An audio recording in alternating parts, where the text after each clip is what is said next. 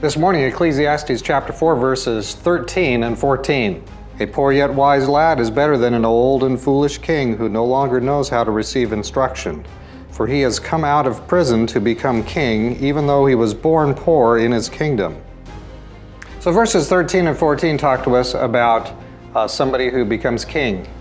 But the comparison between a foolish king or a wise young man, maybe who's a poor person or whatever, who's better off? You'd think, well, the king is, because look, he gets to eat all the grapes. But Ecclesiastes is telling us, no, don't think that way.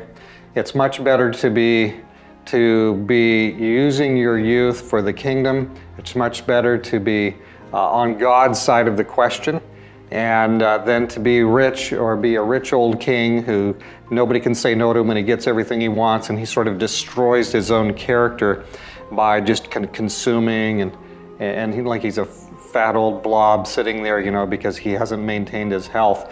And I recognize there are some health issues, that are more than just, physical exercise. But yeah, it's much better to be a poor person with some self-control and following the Lord than it is to be somebody who can kind of indulge every which want and wind up with what? A bag, basically Ecclesiastes says, a bag full of nothing. All right, let's take a look here at a note here from this section of Ecclesiastes. This is Eden again. He basically talks about how this section deals with self-sufficiency and growing isolation. You can read it off the page there.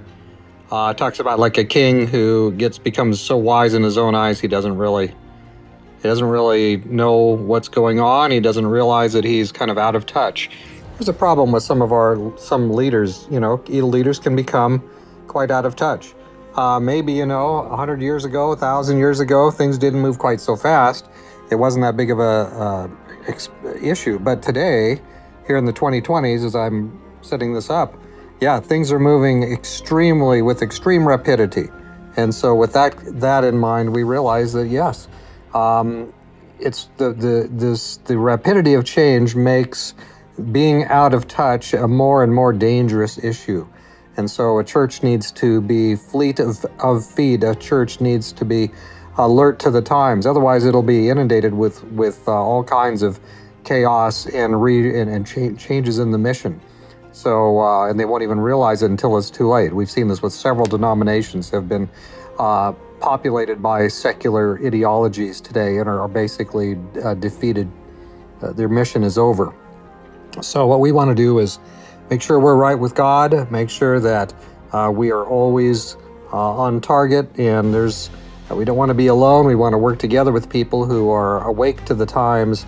We want to make sure our leaders are awake to the times, and lest we we find ourselves out of touch and in becoming stuck with a much worse situation than the one that we're already in. Many challenges. And Ecclesiastes helps us here. Let's make sure our leaders are on the ball. Let's put in a note at verse 14.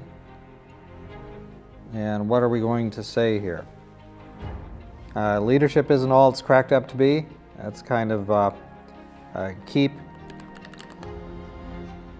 your mind clear.